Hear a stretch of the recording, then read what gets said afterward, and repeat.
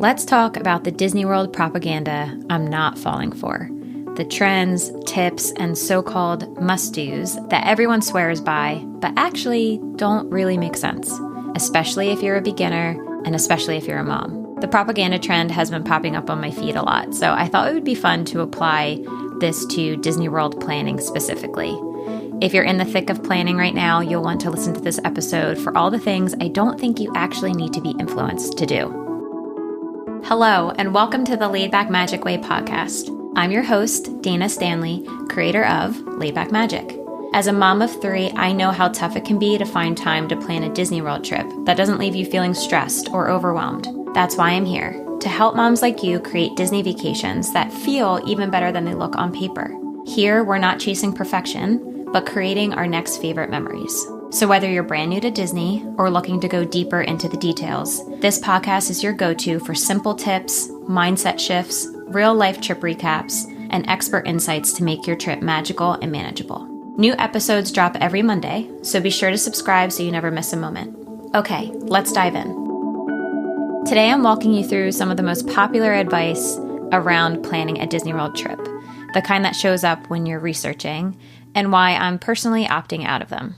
Not because they're wrong, but because I've done all of them and learned the hard way that the quote magic everyone talks about comes from doing what actually works for you and your family more than copying what's popular. Let's get into it. Let's start first with the clothes. Buying all new matching t-shirts for the trip, I have personally done in the past, and now it is a no for me. And listen, I have friends who love doing this, and I know for some people, the themed outfits and coordinating is 90% of why they enjoy planning for Disney World, and it kind of makes the trip for them, and I am not knocking that at all. But personally, and for me, and I think for a lot of people, it stresses me out, and it hurts my brain trying to think of cohesive outfits for all 5 of us. When I tell you, I have an entire Tupperware bin of Disney tees and clothes from Target and Etsy over the years, things I can't stand to get rid of because I know how much money I spent on them. And a lot of them I feel like I can't give to Goodwill because they're like too personalized. But I also know I'm never going to wear them again. They're just out of style, or they were trendy, or I was pregnant or postpartum, and now they're Disney themed, and I'm just not going to wear them in my day-to-day life. Now when I'm packing and thinking of what to bring to Disney World, I do more of like a capsule style wardrobe. If you're not familiar with that, it's essentially like 10 to 15 key timeless pieces that you can mix and match. This was one of the things that I started doing after my first daughter was born. I actually took a course on a whole closet clean out thing and finding those key pieces that mix and match and the colors just go well together. And I feel like that's trickled into how I buy clothes for my kids. I don't like when things aren't easily able to be put together. And in our everyday wardrobe, we still have Disney-ish things. We have a lot of vintage Disney tees that are just classic. We have some more subtle H&M, Zara, Disney t-shirts. But there are things that we already own and wear, the kids will wear them to school. That's what I ask myself now when I feel pressured to buy something new for Disney is, will I wear it before or after the trip? And if the answer is no, I skip it. I've packed dozens and dozens of times now as a mom, and I feel better just bringing a carry-on. That's what works for us personally, packing less, not having to check a bag and wait for our luggage or the risk of it getting lost. And just having fewer choices once we're actually in Disney. Plus, if we wake up and it's maybe hotter or wetter or a kid is sick and we have to pivot completely, it's not a big deal. Our Magic Kingdom outfit was already planned because I brought stuff that we already have and love, and it all just kind of looks good together, and we can grab it from the drawer and base what we're wearing off for that day. My daughter is very into themes, so there have been occasions where if she knows that we're doing something very specific, she will ask for a specific t-shirt, but it's not for every single day of the trip of park and this and the dresses and everything coordinating, especially me and my husband. We are not coordinating with them. I just feel like this whole approach saves us a ton of money. It saves my brain a lot. And honestly, it helps us get ready in the morning too, or just get ready faster because we don't have a ton of clothes and a ton of options. I want getting ready to feel as easy as possible, which brings me to mornings, specifically rope drop. If you're not familiar, rope dropping, quote unquote, is when you get to the park before it officially opens.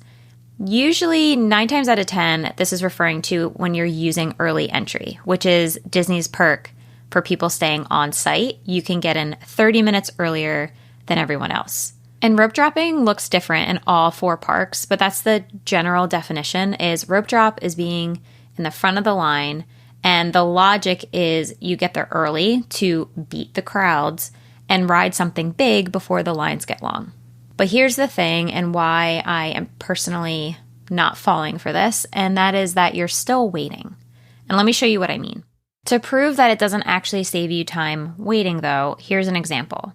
Let's say me and my friend, we'll call her Katie, go to Disney and we both wake up at 6 a.m. because that's when our kids naturally wake up. So we are not sleeping in this scenario because, kids, you get up when they get up.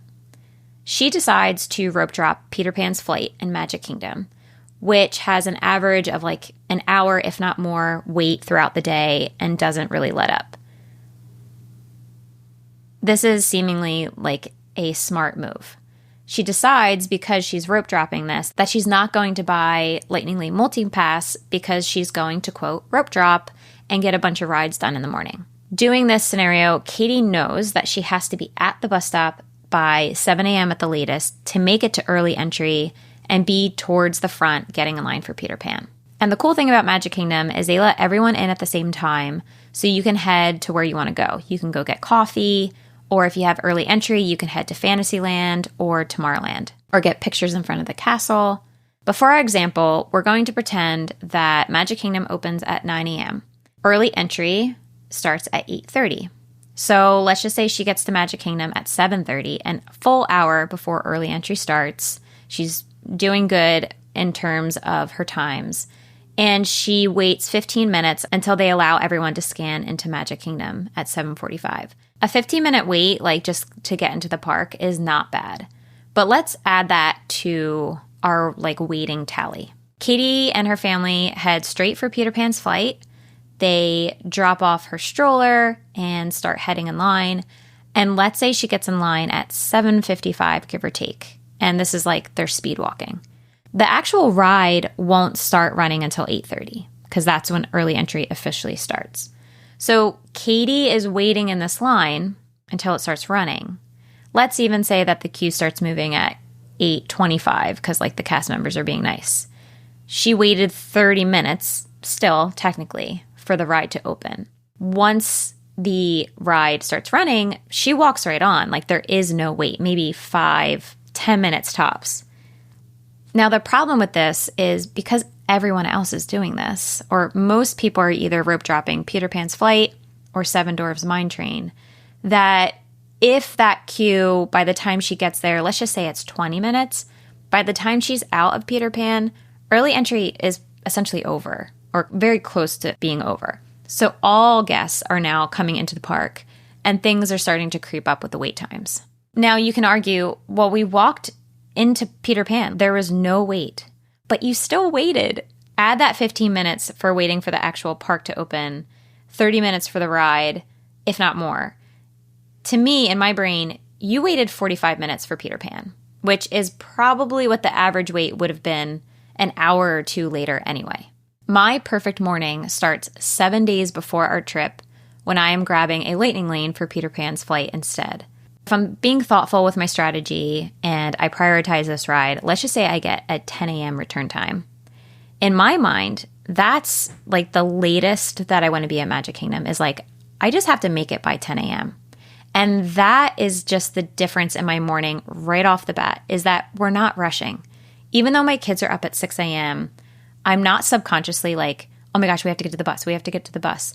I'm going to grab coffee at the resort, eat some breakfast, and most likely end up at the bus stop around 8. So a full hour after Katie. Most likely, I'm getting to Magic Kingdom when they're already letting people into the park for sure. And early entry, just started. So they're not holding people at any rides yet. People are moving. I don't know if you want to call this rope dropping because I'm not being held anywhere, but it is when early entry starts. It's most likely 8:30, all on the dot when I get into Fantasyland, which means I can head to any ride I want now. And I'm going to head to Winnie the Pooh. It's going to have a 10-minute wait, give or take, which really just ends up kind of like walking through the queue. And Winnie the Pooh is going to feel very chill because no one is rope dropping that. When I get out of the ride, and this is key, early entry isn't over. So now I'm going to do probably one more ride.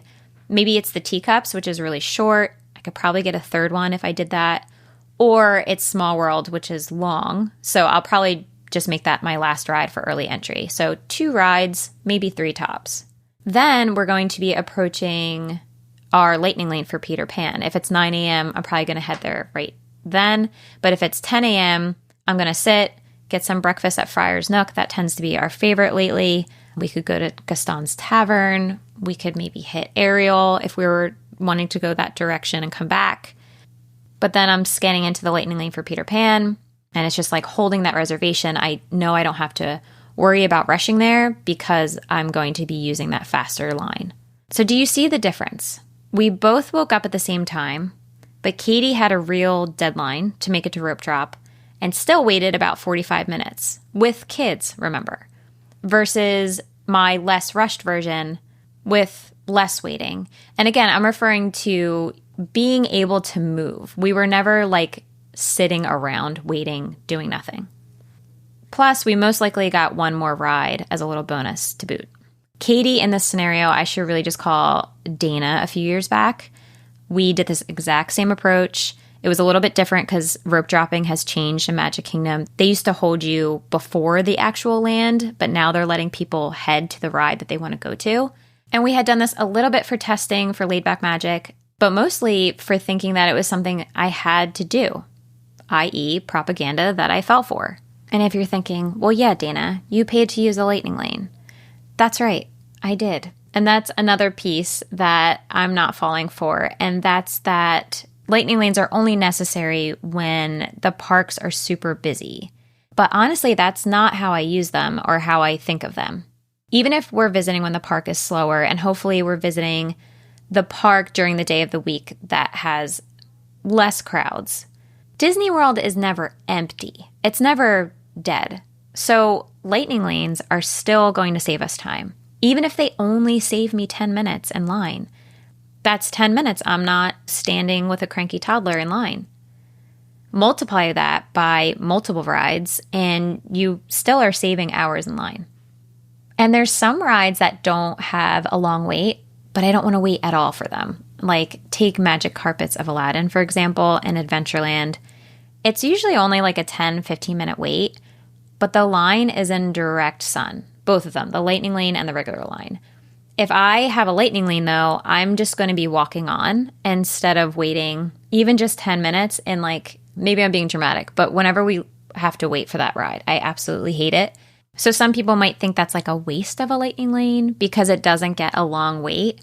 And I don't agree because it's still saving me time roasting in the sun when I could be headed to our next ride or going to Swiss Family Robinson or getting Dole Whip, whatever. Same thing goes for Animal Kingdom. People say to skip Lightning Lane Multipass there, but I always get one just even for Navi River Journey because A, we like that ride, we want to ride it, and B, I'm not going to be waking up at 5 a.m. to rope drop that park. It opens way too early, and it's just something that I'm not going to rush to, and having that Lightning Lane just makes me so much more relaxed knowing that I don't have to rush to get there. And I'm a better mom when I don't have to wake up early and rush. Which brings us to another thing that gets repeated a lot, and that's that you have to do Bippity Boppity Boutique if you have a daughter. I have 2 daughters, and we have never done it. There was a window one year when they were into princesses, and maybe that was my chance. But they weren't that into the hair and makeup. They just kind of liked dressing up and or just the princesses themselves, not the whole makeover thing. And now that they're older, they're not sad about missing out. And I've asked them a lot because I think sometimes I really feel guilty, but they shrug like, no. Like they know what Bibbidi Boppidi Boutique is now. And I realize that a lot of that feeling of guilt is just like outside pressure of seeing other people do it, or it's just something that little girls have to do or love to do. But the reality is that there are little girls that won't enjoy that. That being said, I have watched my niece do it and it was absolutely adorable and she loved it. So if this is something your kid is excited about, like obviously go for it. But if you're only doing it because you feel like you have to, maybe take a step back and think about if it's something that you actually really need to do. Okay, next up is ponchos. Everyone and their mother will tell you to bring that little 5-pack of dollar store ponchos, and I am not falling for it because I am anti-poncho. So I'm not saying don't bring rain gear, and I'm not even saying to bring like the rain jackets that I have brought that kind of stunk. But I don't know if you want to call it like a sensory thing, texture thing, but the flimsy plastic of ponchos and like the plastic will stick to itself and like you're in the middle and then taking it off and putting it back on. I cannot stand ponchos. If you see me in a poncho, just like make sure I'm okay because there's something wrong with me. Rain gear, absolutely. Stroller cover, rain jacket, waterproof shoes, umbrella, all of the things. I cannot do the ponchos. I'm on the hunt for like a very thin, like packable rubber raincoat that is like 100% waterproof, not like these water resistant things. And they're long, so they cover like some of your legs. I learned this the hard way when we visited last October and got stuck in an actual hurricane.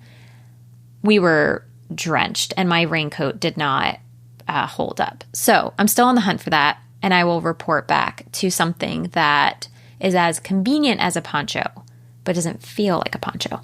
So yeah, no to poncho propaganda.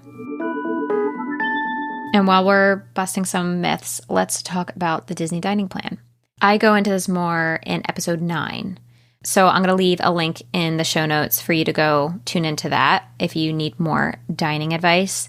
But the short version is it doesn't save my family money for the way that we eat. So even if I hear free dining, it isn't really free. Usually you're paying rack rate for your room, so you can't use other promotions.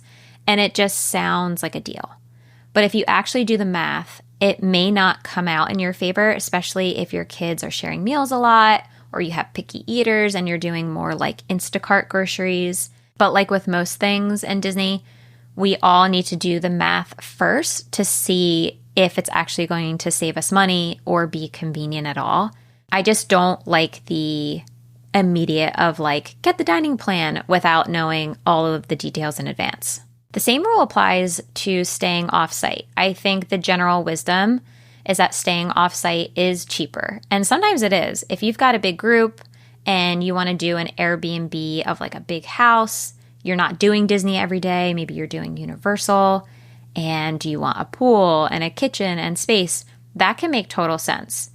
But it's not automatically cheaper. You've got to factor in your rental cars, gas, parking fees, the fact that you can't use early entry, so maybe you're buying more lightning lanes because you're not getting those resort perks, and just like the value of your time driving to and from the park, sitting in traffic, things like that.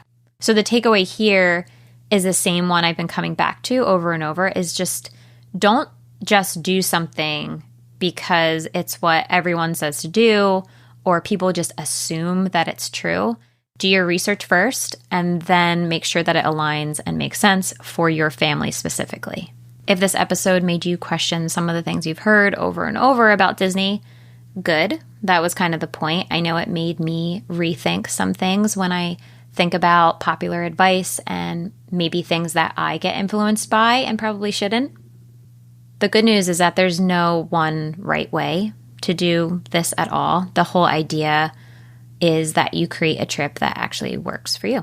And that means saying no to the quote rules that you don't like. I'll drop any relevant links in the show notes, including the episode on dining if you want to hear more about that. And as always, thank you for listening, and I hope this was helpful in your planning. Thank you so much for joining me on this episode of the Laid Back Magic Way podcast. If you enjoyed today's episode and it was helpful for you, it would mean the world to me if you'd write a quick review. Your reviews help more moms like you find the show, and I read every single one of them. Seriously, thank you in advance.